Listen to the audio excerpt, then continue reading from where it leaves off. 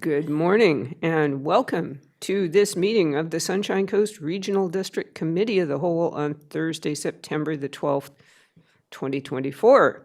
And I'd like to acknowledge that the Sunshine Coast Regional District is in the territories of the Sechelt and Squamish Nations.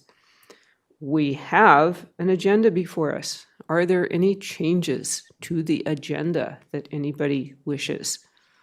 We seem to be short one or two people on the screen, but I know that Director Paul is having technical difficulties. Right. However, we are all present. So do I see a motion to approve the agenda? Moved, seconded, all in favor? The agenda is approved. May I also see a motion to accept all reports? Moved, seconded, all in favor? Thank you. And now we have reports. All right. First up, water supply update. Over to GM Rosenboom. Thank you very much, Chair. Good morning. It's my pleasure again to provide to you the water supply update for the month of September, and I will share my screen with you all.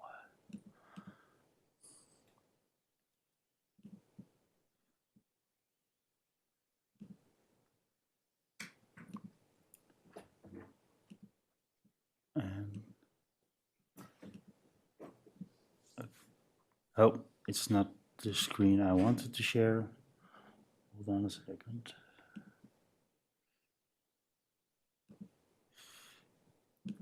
It's better. Okay. Sorry for that.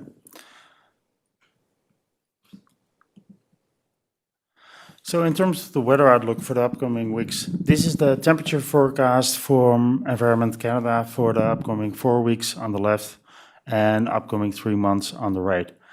As you can see, when the color is red, it is 100%. The deeper the red, the more there is a certainty that it's warmer than normal temperature. And if it's white, then it's about normal. And as you can see in the coast, which is on this side, as you can see, yep, there. For the upcoming weeks, it's about normal temperature, but the long-term forecast could mean that it's a little bit, that there's still some chance that's higher than normal temperature for the outlook for the longer period of time. Temperature does not one-on-one, of course, correlate with precipitation, and I think we've seen that very well in 2022. When we had an extreme dry fall. There was some warmer weather in September, but the drought then continued later on in September, in October and November. So this does not tell the entire story. However, it's way more complex, and Environment Canada also indicates that precipitation forecasts are only valid for 1 to 2 weeks out. And after that, they're very unreliable. So I'm not able to provide a long-term forecast from a precipitation perspective yet. What has the water demand been in the Chapman system, in particular over the last 2 months, since my last update in July?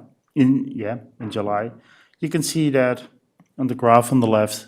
You can see the residential water use based on our water meter data that we have available to us. June was lower, and May and June was lower than last year because of the lower temperatures and the rain we had at that time.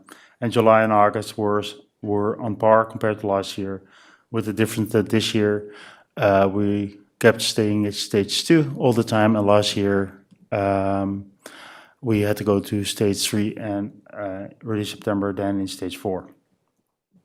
So in August last year we were in stage 3, and this year we were not, but we had significant amount of rainfall late July, and also towards mid and the end of August. And you can see on the graph on the right, there's a correlation between the demand and the total demand for the system and the temperature. The temperature is the line, and the bars are the total demand on per day. And you can see that when the temperature goes up, usually the demand goes up. When temperature goes down, demand goes down. There are several instances where it's not aligned. That's this late July, and there's a big blob here in late August, and those are the heavy rain events we had. We had a couple of days of more substantial rain though during those periods, where you can see a more disconnect between the two. But in general, you can see that there is a good correlation between water use and temperatures. So as indicated, Stepan is still at stage 2, and this is the first time since 2014 that we could stay in stage 2, which is really great news. And I think there are several reasons for that. I think rain helped. All the leak resolution and water conservation efforts by the community played a part, but also the fact that we had Church Road online. The graph on the right shows the total contribution of the different sources. The Chester well is in orange, and the green pie is the contribution from Church Road. And if we wouldn't have had Church Road online, for sure we would have had to go to stage 3. So that really made a difference this year, despite the fact that we had rain.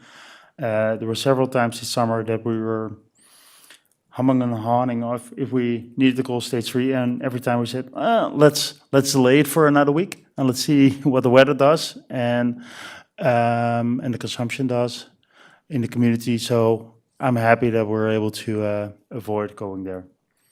Eastbourne, on the other hand, this is the first time since many, many years that they didn't have to go to stage 4. So also for that water system, the rain and the lower temperatures resulted in the lower consumption. And their wells are still such that they're not able to go back to stage 2 yet, but because of the lower demand since the lower number of residents and tourists staying at the island, the demand is going down, so the aquifers there recovering quickly at the moment. And South Pender could stay at stage 1 all summer, which is also great news. That's really a combination between lower demand compared to the last several years. That has nothing to do with lake levels. It's primarily demand has not exceeded the water licensed amount we have for that system, which is great news. So when I was preparing this presentation early this week, there was still way more uncertainty about when the next rain would come. If there would be any rain fall happening in upcoming days. It looks like there is. So we will reconsider these stages after the next rain event next week. Leak resolution. Today, 370 leak letters will go out. 40 of those, 42, will go out to metered, more commercial properties, and 330 to residential.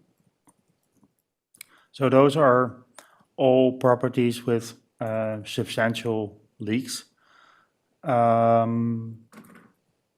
Over the last 2 months, we sent out 30 shut-off notifications to residents with significantly large leaks, residents and commercial properties.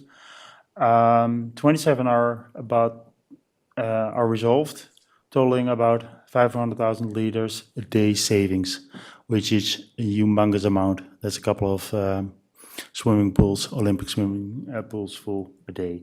2 are outstanding to be resolved. But again, it shows that sending out shut-off notifications, it's a lot of work by staff to support the residents or the commercial property owners to address those issues. It's a lot of support from staff, but it's effective, it's working. As part of the meters installed in the Seashell area, recently we had 6 new leaks identified. They're all, 5 of them have been addressed one is outstanding. Also, a total amount of 250,000 liters a day. So the total volume saved by fixing leaks are the bigger leaks alone are 750,000. And on top of that, there might be many residents that have taken action based on our receiving a leak letter. So the total amount might be higher. At the same time, we know that there are properties that had the leak resolved, and 2 months later, they had another one, and they're back on the list. So yeah, there's always new leaks appearing on a daily basis. And we currently are reviewing the data for 24 new properties, and some of them might receive a shut-off notification in upcoming weeks. This was it. Any questions? I'm happy to answer them. Thank you. Thank you very much. I actually have one question for you. With some of the properties you mentioned, they have repeated leaks. Do those tend to be older properties with older infrastructure?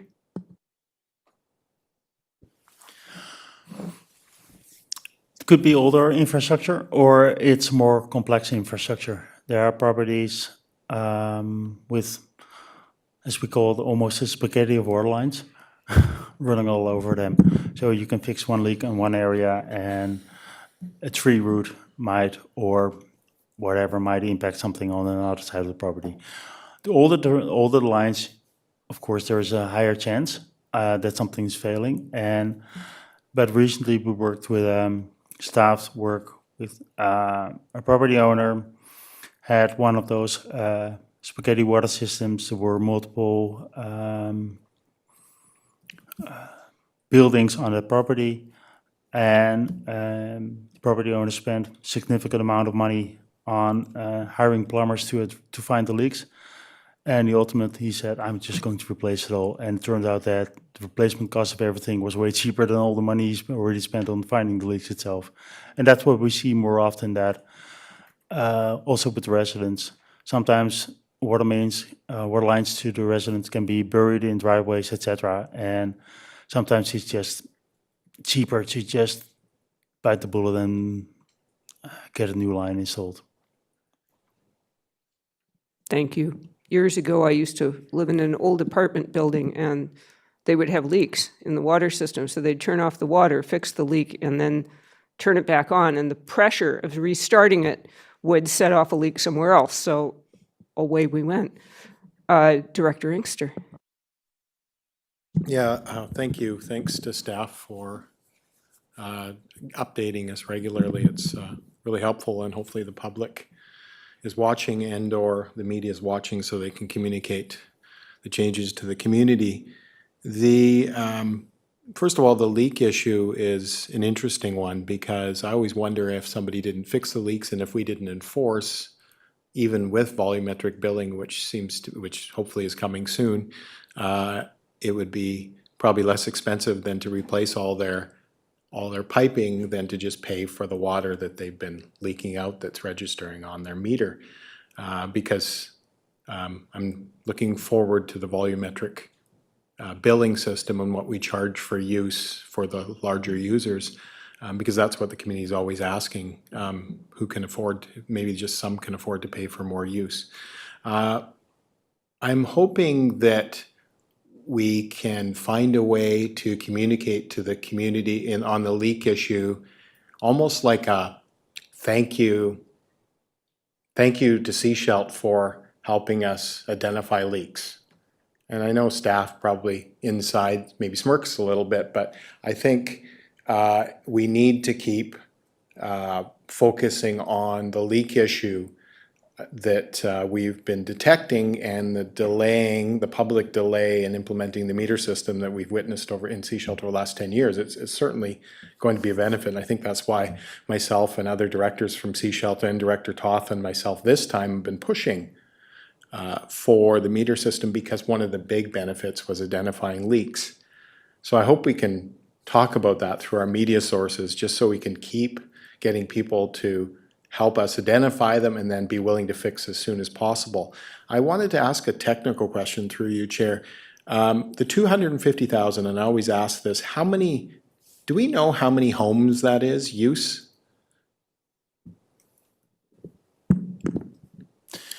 Our average, on an annual basis, our average consumption is 500 liters per. Okay, other different way of saying it is 50 to 100 homes, I would say. Depends a little bit if summer use, winter use, what kind of, but yes, it's in that kind of magnitude. It's a lot. It's multiple subdivisions. Chair, I'm hearing Follow up? 500 then, houses? 500 is the 500 liters? It's the our average annual consumption per capita is, demand is currently 500. 490 something, 495. So if you divide that, yes, you're about 500 properties. 500 properties. Which is a humongous amount. And even on top of that, you got the 500,000 liters saved by the other leaks in the electoral areas. Yeah, that's good. That's kind of what I thought with the math. The reason I asked, Chair, is that Seashelt, as everyone knows, based on our housing crunch and the affordable housing issue, is approving new housing. And we're hoping that it's the missing middle and or some affordable houses within the big houses proposal. But within that, when they come online, they're going to need water. And that's, I think, the board's concern and some within our communities. So it's good that we've identified these leaks, which may help to allay some of those demands. Thanks. Thank you. Director Toth. Thank you, Chair. I just wanted to tag on to that as well, because, 750,000 liters a day identified between those 35 properties. Like, that's 16% of a church road-sized project, just with leaks.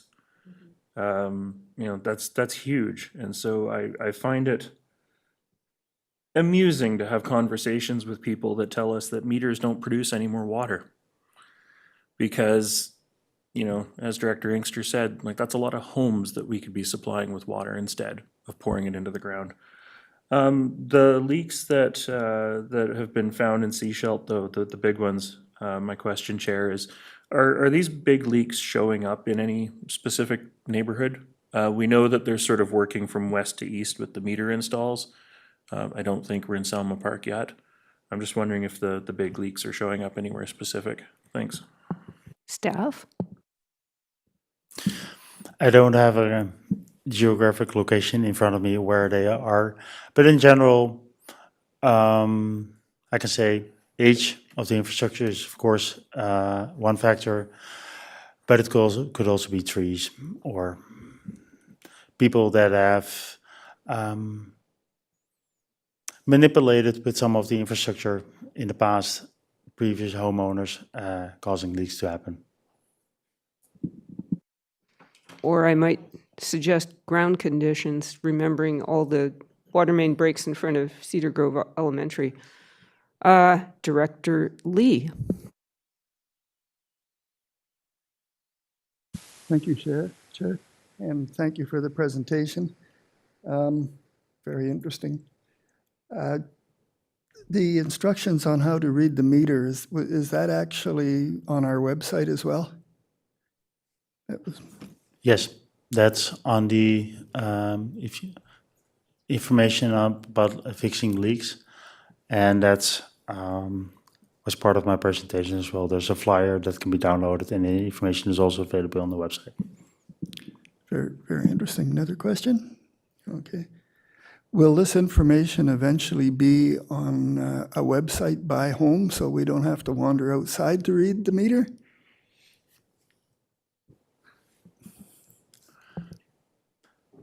Can you repeat that question? For us to read the meter or for the residents? For the residents to read the meter. No, We're, as part of the implementation of the volumetric billing, we're working towards that. So stay tuned. Excellent. Okay, Director Toth? Thank you, Chair. But one of the things that I think comes along with that, and I think this was addressed previously, is that because the meters don't have, or the infrastructure isn't installed for long distance telemetry, anything that homeowners are gonna be seeing on a website is gonna be as of the last meter reading. Like, we're not gonna be able to read them in real time like we can with the hydrometers. Is my recollection. I just wanted to clarify that. Thanks. Is that the case? That is indeed the case. The meters, how it will work is staff will conduct the meter reads on a monthly basis, and those data, we're trying to see if we can get those data on the internet available to residents. So it will always be based on their most recent meter reads. So, but it will be by day, so I can go back and, no? Oh, It will be darn. by month. Okay. It would be lovely, but I don't think it's that important. It's just, I think everybody's curious as to whether their usage rockets on laundry day, but anyway. Director Bax. Yeah, so what I'm thinking you guys are getting at is the fact that you can sign up and get your usage emailed to you by the staff every month, and that's what I do. And I notice that my usage is about a third of average, so I'm hoping that when volumetric billing comes in, my bill will go down a little bit. Thank you. I think we have exhausted our questions for the moment. So I'm going to move us on to the next agenda item, and thank you, GM Rosenboom, for another update, and thank, I don't know, the powers that be that we got rain this summer and did not have to go to stage 4 again because it was a nice relaxing August without having to panic about water. Item 4.2, compliance monitoring for Church Road, Wellfield, and Grantham's Landing. And I believe I'm over to Mr. Waldorf.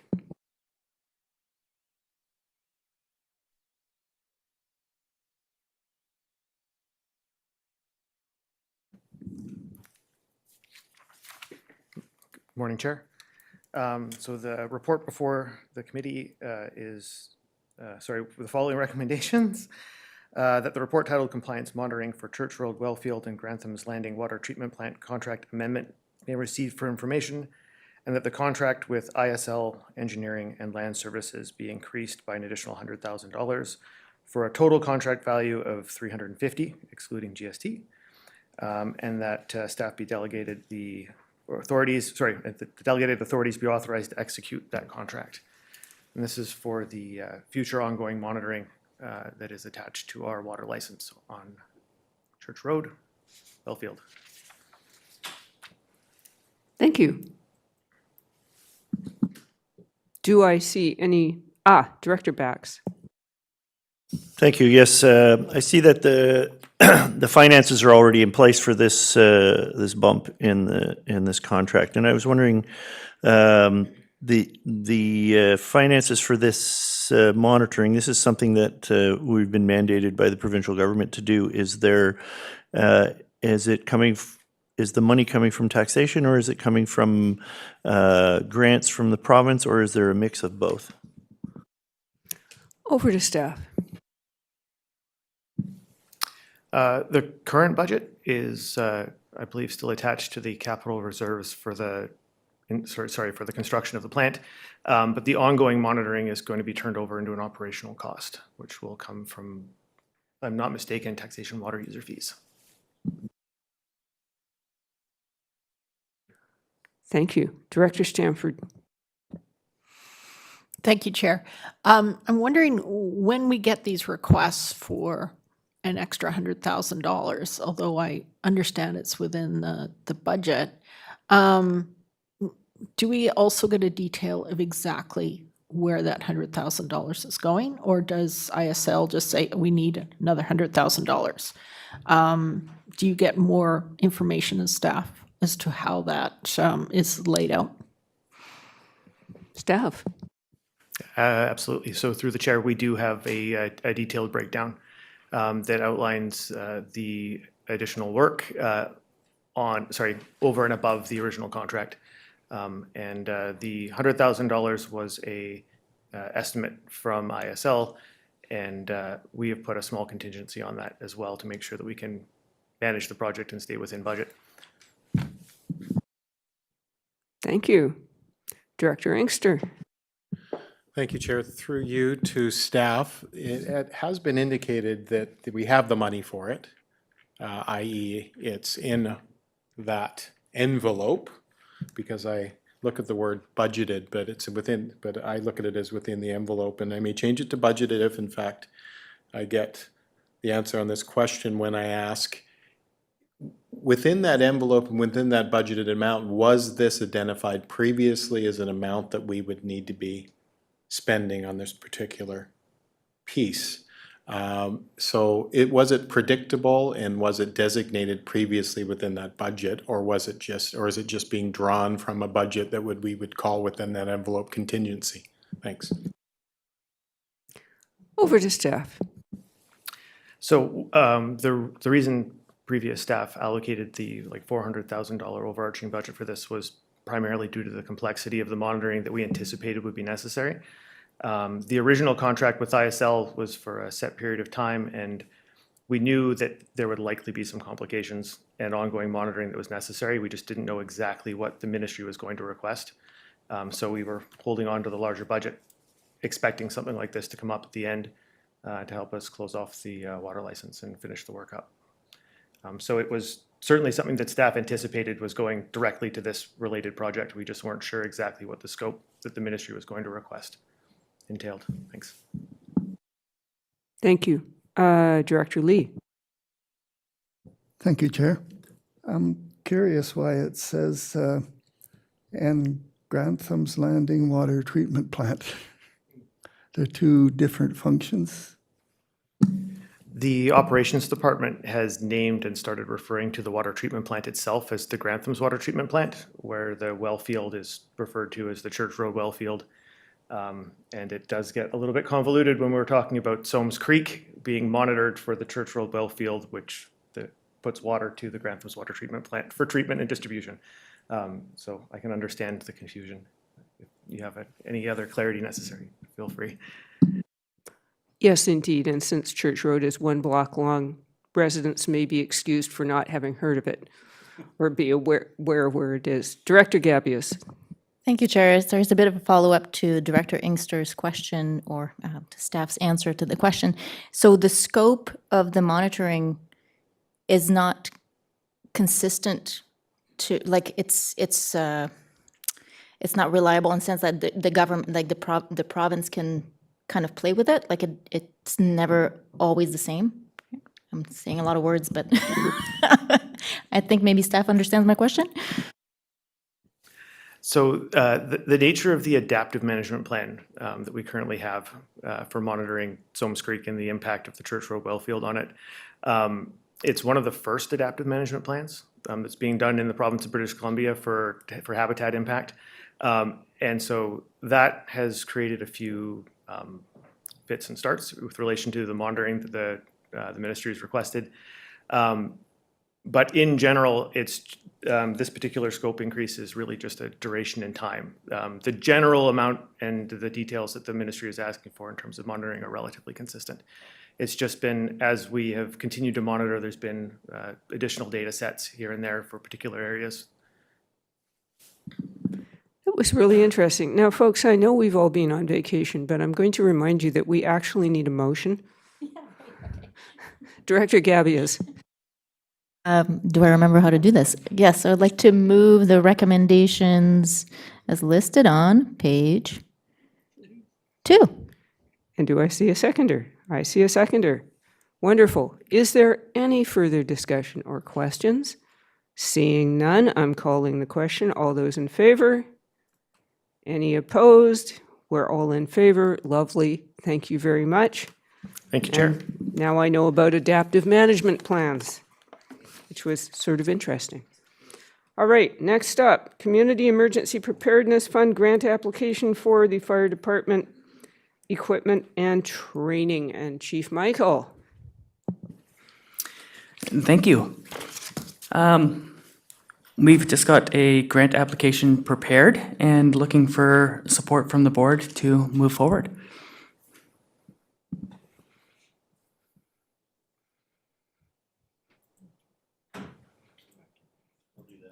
Director Bax. I'd like to move the recommendations as they appear on page 5. Thank you. Do I have a seconder? Wonderful. Any further questions? Director Gavious. Yeah, thank you, Chair. I'm just, this all sounds really good. We always want more our fire departments to be well-equipped and well-trained. The one thing that caught my attention was on page 6, the proposed equipment would be an increase in the existing service level. So how is this going to impact, like if we're increasing the service levels, like what can we expect down the road? Are there anything that we should be aware of when we increase service levels? I'm not sure if there's a... I'm going to look to our CFO. Thank you, Chair. So I think we're monitoring this. So this is a program through UBCM in response to the acknowledgement of interface fire being a significant community issue and concern for the province. And so this is about prevention and preparedness and ensuring that our fire departments have the necessary equipment, and also it enables them to be prepared to be deployed, which is important training. So putting a value to that is difficult. We can put a value to it as these pieces of equipment get integrated in the capital plan. And so as we do the annual and long-term funding, they're not significant, but it's just something to be mindful of. But I think it's something that we have to acknowledge is the reality, which is we do. And thank goodness we do have some funding to initially, but that's most grants. You always get the funding for the initial item, and then you have to figure out a way to continue to perpetually fund whatever that item is. So it's just making sure we note it because that will be the case. And because this is an annual funding program, we don't know what end dates that'll be. So we'd like to take advantage of it, but it is a consideration for the departments. Thank you. And I have a follow-up question. Our 4 fire services are separate, but I assume that they are able to share equipment when needed? Yes, and as part of this application, we have shared some of the larger dollar value equipment, such as a fire extinguisher training prop.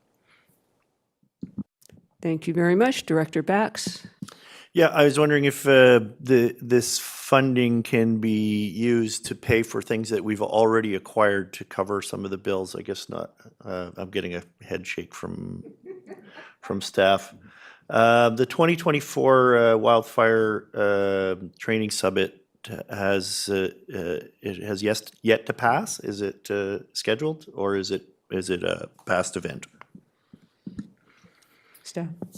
Yeah, the 2024 Wildfire Training and Resiliency Summit was held in Prince George in April. 2025 will be held in Penticton. So the funding for this, it states in the report that the 2024 is an eligible expense, but I guess that's not so. So we'd be looking at the expenses that would be incurred for the 2025 summit? Staff. Yeah, short answer, yes. So this program is a 2024 program with the application deadline next month. However, we won't get results for a few months, and that will incorporate into next year's financial plan, allowing our firefighters to participate in the training for 2025. I'd just like to thank the staff for the work that they do to go after these grants. Thank you. Thank you. Director Inkster. Yeah, just as I start, Madam Chair, is there a motion on the table on this one? Okay, good. Because I'm sure we can move to the decision on that soon after the next couple of questions.